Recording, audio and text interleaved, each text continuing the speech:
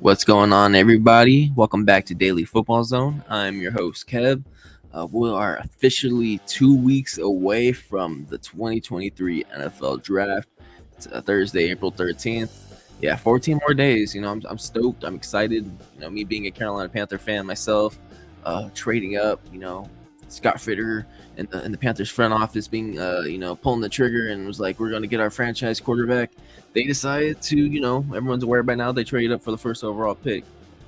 And, it sucked giving away DJ Moore and the future draft capital. But, trading away DJ Moore cleared up about $20 million in cap space. And then, anyone would have to give up draft capital to move up. So, to me, I think it was worth it, especially to get our franchise quarterback. If it's Bryce Young, if it's CJ Stroud, as of today, I think the Vegas odds has Bryce Young in favorite again. So, but we'll see. I know Adam Schefter has been talking a lot, saying that he believes it's the Carolina Panthers at this point, going Bryce Young. But again, we'll see come draft day. A couple weeks ago, CJ Stroud. There's rumors like last week saying Anthony Richardson, and then Bryce Young's always been in the mix. They got reports and rumors and sources, but maybe that day they think it's going to be that guy, but turn out on draft day it might be someone else. So you never really know what's going to happen come draft day, and there might be some shockers. Carolina even said they're open to trading out of the spot, and I'll get into that in a second if that's what I decide to do with my mock draft 2.0. You can check out my previous mock draft, the first mock draft that I released about a couple weeks ago. It's available on YouTube and Spotify if you want to listen or watch. I did that with one of the co-hosts of Daily Football Zone. So, if you want to go check that out, it's about 30 minutes long, so not too long. Hope not to be on here too long either. I didn't really prepare how I want to go about this. It's gonna be a trades. It's gonna, I don't think it's gonna be as predictive. It's not really like I'll probably do a mock draft 3.0 where I do it as predictive as possible, where I think they're gonna do. This is more like if I was the GM, kind of, having the mindset of what I would like / do if I was a GM / maybe in situation I think could happen as well. But we'll see what actually happens 14 days from now. I'll pop up this mock draft simulator board. We're working with NFL mock draft database simulator. Not paying for a subscription for PFF, even though I do like their simulator the most, but I'm not paying for a subscription.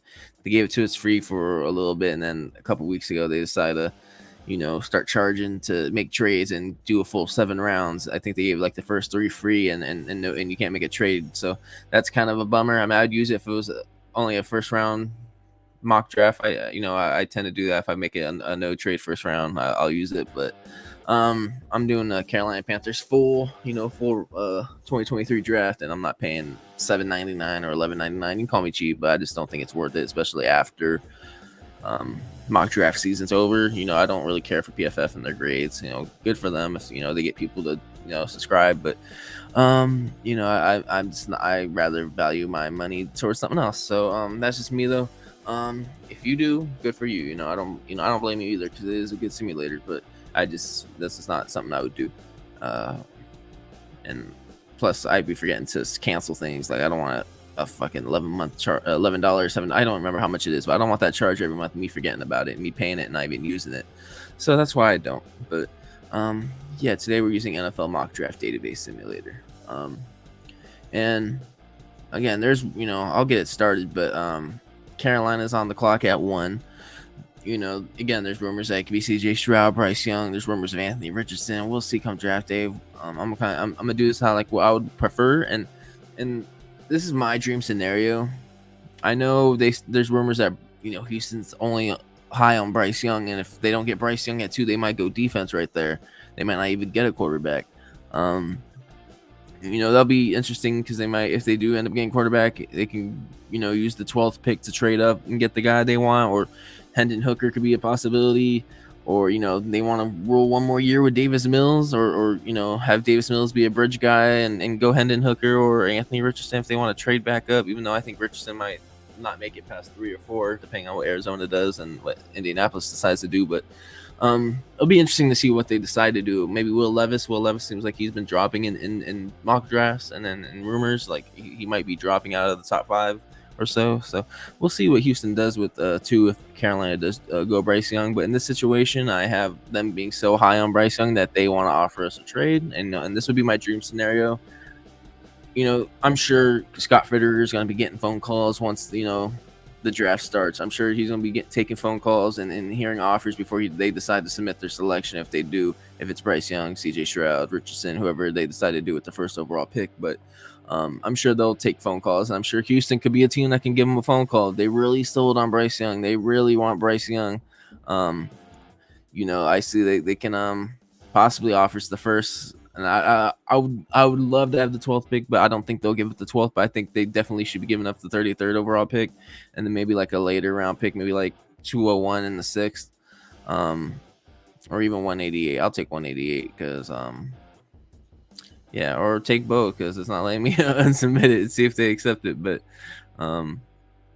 they did accept it. So in that situation, in this mock draft, yeah, I'm a see, obviously they approved that. I got 2 extra late round picks. I was aiming for 1. Obviously, if this does happen, we'll see what the draft capital actually would be if we end up getting 12 or 33 or whatever late round picks they decide to give us, or if it's a future round pick in next year's draft, or for example, like we'll see. But Houston's really sold on Bryce Young. That could be a possibility. So in this mock draft, I'm gonna make that a possibility. If I'm Scott Fitterer, if I have teams calling me on the phone and Houston decides to submit me that offer, I'm accepting it right away, because look at our draft. Like, we only had like what 1, 2, 3, 4, 5, 6 or so. We had 6 picks. Yeah, 6 picks before that trade. Now we end up with what, like 1, 2, 3, 4, 5, 6, 7, 8, like 9. And now you got 2 in the top 40, 3 in the top 40 technically, and you got an extra 33 right there, where you can possibly go receiver and go edge at 39, or one to the other, or so I'd be stoked if that's the case, and I'm hoping that could happen. And I'm not gonna, anything's on the table. I would take it if I was Carolina, obviously, because if you like Young and Stroud, if they're only sold on Young, why not do that and then get another guy you're still cool with and get extra draft capital? Oh man, we'll see how the simulator works right here. So they went Will Anderson Jr., so I don't think that's gonna be fucking. And that's what I hate about these simulators, because it's not as accurate. Obviously, I don't think that's gonna be the fucking case. But I'm gonna say that they went Bryce Young there. I'm gonna act like Bryce Young's not even on the fucking board. I'm gonna go C.J. Stroud, and like Devin Witherspoon's not going fucking 3rd overall to the Cardinals, whatever. But I'm trying to make it. We'll see how realistic it can be. Obviously, is that Bryce Young? Yeah, Bryce Young fell way down. He would not fall that far down, obviously. We got trade offers. It's all future round picks from the Chargers. 42, 112, and 6. Fuck, I'll play around with the dang trade offers. I guess it makes for better content. To move back 2 spots and get an extra 3rd and a 5th, and yeah, I would do that for sure. I would do that. I don't know who Indy wanted Jalen Hyatt, I guess, for that. So I'm just giving us more draft capital at this point. We're not going to trade with them, or I'm rejecting all those. I say we stay at 35. Obviously, there's still some good guys on the dang board right here. Dalton Kincaid's still there. I don't think he'll be there by the time we decide to draft. I think right here we can go wide receiver, actually all the good wide receivers already went. So I'm not going to go wide receiver right here. Then I'm going to go, screw it. I think there'll be an edge at 39. In this case, if Dalton Kincaid somehow, if the back injury has him falling, fuck it. I'm gonna give us Dalton Kincaid right here. Even though we got Hayden Hurst, Hayden Hurst is good, but Tommy Tremble's more of a blocking guy. I think Ian Thomas can be if that's the case, Ian Thomas will be cut during the preseason, of course. Or traded if they can find a trade partner. But if Dalton Kincaid's there at 35, you got to snag him. I think you can still use help, especially with the wide receivers. Not all the pretty good wide receivers that were, expected to go in the 1st or 2nd round weren't really there. I would say go Dalton Kincaid at 35. But now we're at 39. We do need an edge. You got the guy from Kansas State. You got Ojulari from LSU. Keon White is still there.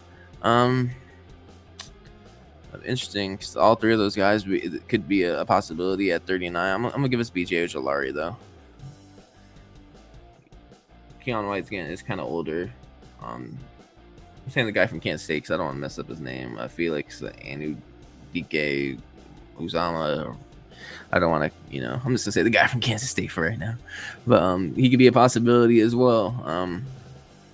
We definitely need edge presence and to complement Brian Burns. You saw how they were with Hassan Reddick, and Hassan Reddick left in free agency, so we need another a threat edge. But now here we are at 79. We got this from Indianapolis due to that trade back. We got 35 and 79 and another late round pick. With this pick, interesting. If Henley's there, do I think Henley's going to be there at 79?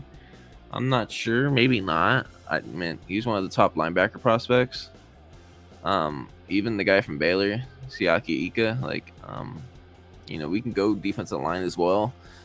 But I'm gonna go Henley from Washington State. I think we can still use linebacker. Obviously, Shaq Thompson's only getting older. We can use another linebacker. And now we got 6 trade offers right here. The Chiefs, that's kind of intriguing. A couple spots back and get a 4th and a 7th. Let's see. Let me see who's on the board right now that we can use. Devin A-Chain, but even though we got Miles Sanders, we can go wide receiver right here. There's still some pretty good wide receivers on the board still. Tyler Scott's right there, A.T. Perry, Xavier Hutchinson, Charlie Jones. Let's see, maybe we go receiver at 93. You got JL Skinner right there, Darius Rush. I think we could use another corner for sure. Darius Rush can be a guy. Even Riley Moss could be a dude that can rise in the draft. I'll go Darius Rush right here. South Carolina guy, just come up north to Charlotte. I'll go Darius Rush right there. And I say at 114. That's where we go wide receiver right here. You got A.T. Perry, Xavier Hutchinson, Parker Washington still on the board. This pick, I'll go. I wouldn't mind any of these guys, Perry, Washington, or Hutchinson right here.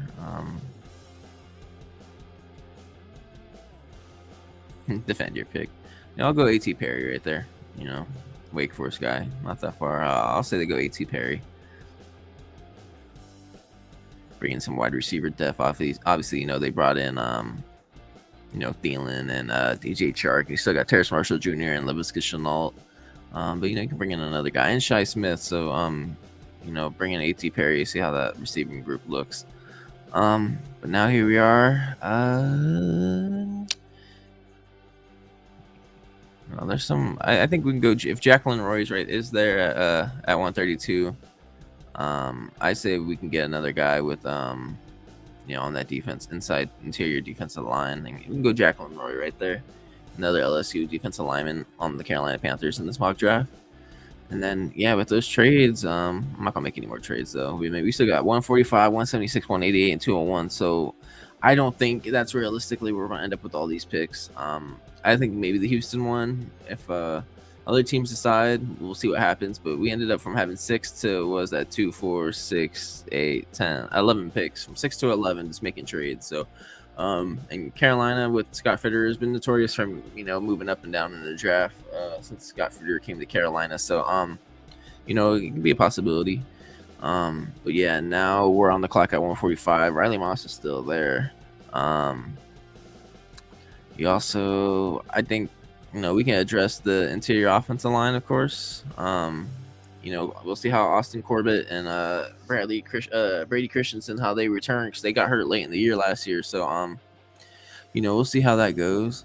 But I say they can go interior offensive line right here. I would say Andrew Voorhees would be a good pick, but he's obviously not going to play due to the fact that he tore his ACL. It was the combine, I believe, so he's out. I'd say we go the guy from Alabama. You could throw him in there. Okay, bringing more depth at the inside of the offensive line, which yeah, we had two of our starting guards got hurt late in the year. We'll see how they bounce back come beginning of the year, but we need to bring some depth in there. I know we signed a guy from that used to play for Houston. I can't think of his name right now, but he was on, is it McCray, Justin McCray or something like that. But we need more depth on that. We got Caden Mays still, but bring in some guys. Obviously, this is the 5th round. We're not expecting them to be day one starters unless they can, somehow a diamond in the rough kind of guy. But here we are again, and yeah, pretty much right now, this part of the draft is looking for depth guys. Some guys are either, end up being probably practice squad players, or if they, are going to be on the, second strings, third string guys, because yeah, that's pretty much how it works, unless they're diamond in the rough kind of player. But that's not always the case for every team. Only certain teams get lucky with that. Obviously, when they got good scouts and know what they're doing. But this pick, KJ Henry right there. Clemson's also nearby again. Another guy that's not far. Going to Clemson. You can use another edge rusher, I guess. Bringing more depth. You can always use a lot of edge rushers, bringing situational downs when someone's getting gas and they rotate. Having that edge presence is a good thing to have. But now we got 2 picks left, 188 and 201. I'll go Daniel Scott. Just bringing another safety. Obviously, we got Von Bell and Xavier Woods. Jeremy Chin might be more in the box. They might move him to linebacker. I felt like he played better in the box, especially his rookie year. So he, I think we can just bring more depth at safety with that pick. And then at 201, oh fuck it, we can bring in another running back. I mean, we got Chuba Hubbard and Miles Sanders was just given a big contract. And then you got Chuba Hubbard still and a Raheem Blackshear. Maybe not. Maybe I'll go another linebacker. I'll go D Winters out of TCU. We'll see how that. I don't know why. I just felt like that'll be the guy. Right there. But yeah, man, that's not. To be honest, I think that'd be a win for us if we're able to make those trades. This is mock draft 2.0. I'm just coming up a possibility. What can happen come draft night? Is it going to be 100% accurate? We'll see. You never really know. Come draft night, man. D Winters was a D, whatever. I could have went Ventrell Miller, I guess, but this is our draft class for my mock draft 2.0 for the Carolina Panthers. We trade back 1 spot to get CJ Stroud at 2. We also get pick 33, but we also traded back again with the Indianapolis Colts to get Dalton Kincaid, who I don't think is going to be that 35. If he is, I'd be ecstatic. Me being a Utah fan, I think he's the best tight end in the draft. Maybe the back injury concerns could be the reason why he falls to 35. We'll see. Then 39, we go BJ Ojolari. Pick 79, we got that with the Indianapolis trade to move back to 35 from 33, and we go Henley from Washington State. We'll see if he's there at 79. He's one of the top linebacker prospects. At 93, we go Darius Rush, cornerback out of South Carolina.